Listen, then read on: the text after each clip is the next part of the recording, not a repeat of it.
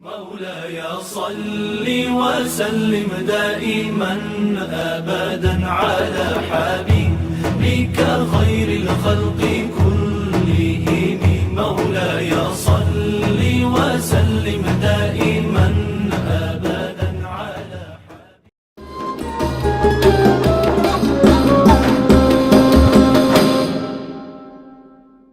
Auzubillahiminasyaitonirrajim.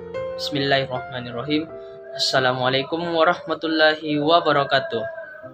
Alhamdulillahirabbil alamin.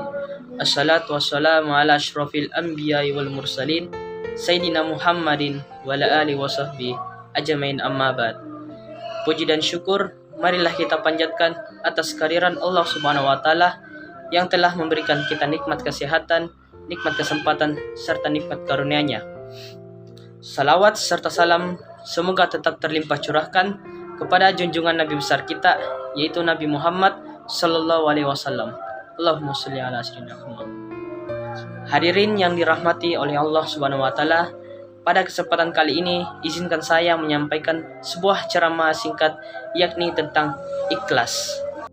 Jadi, ikhlas merupakan segala sesuatu yang dilakukan tanpa mengharapkan imbalan apapun. Dalam agama Islam, ikhlas berarti melakukan sesuatu karena Allah Subhanahu wa taala. Begitu juga dalam hal ibadah, ikhlas berarti melakukan ibadah karena Allah Subhanahu wa taala. Bukan karena yang lain, bukan karena ingin dipuji atau karena ingin terlihat soleh, tapi memang benar-benar karena Allah Subhanahu wa taala. Sesuai dengan firman Allah Subhanahu wa taala dalam Quran surah Al-Bayyinah ayat 5 yang berbunyi, A'udzubillahi minasyaitonirrajim.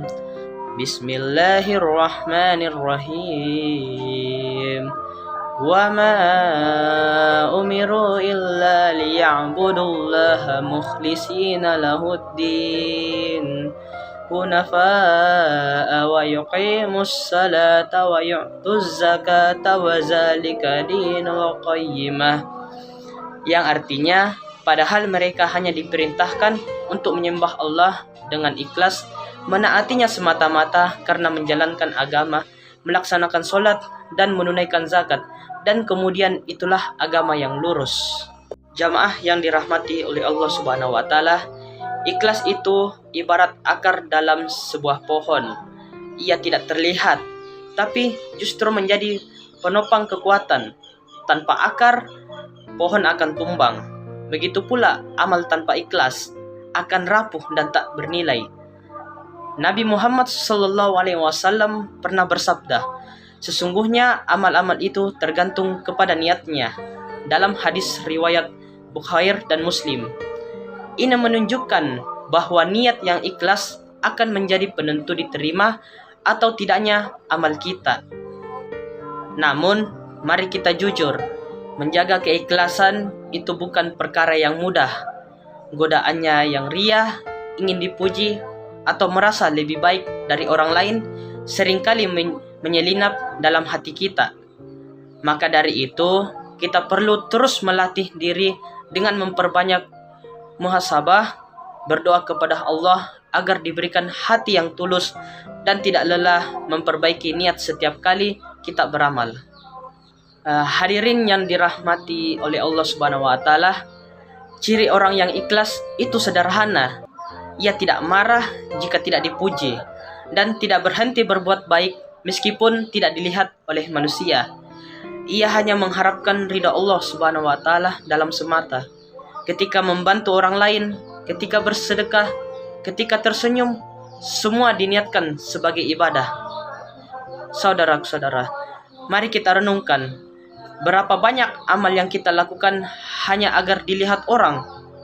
Berapa kali kita merasa kecewa saat kebaikan kita tidak dihargai? Jika itu terjadi, mungkin kita masih perlu memperbaiki niat kita. Baik jamaah yang dirahmati oleh Allah Subhanahu wa taala, sebagai penutup, mari kita biasakan memulai segala sesuatu dengan niat yang benar, karena keikhlasan itu bukan hanya dalam hal ibadah, tapi juga dalam bekerja, belajar, bahkan dalam bersikap sehari-hari. Semoga kita semua termasuk hamba-hamba Allah yang ikhlas, yang amalnya diterima dan mendapatkan balasan terbaik di sisinya. Setelah kita memahami pentingnya ikhlas untuk kehidupan sehari-hari, maka marilah latih hati kita untuk selalu ikhlas dalam setiap hal. Mungkin itu saja yang bisa saya sampaikan. Mohon maaf bila ada kesalahan-kesalahan kata. Saya akhiri dengan ucapan wastaqimu fisabilillah fisabilillah. Akhirul kalam. Wassalamualaikum warahmatullahi wabarakatuh. Aku pulang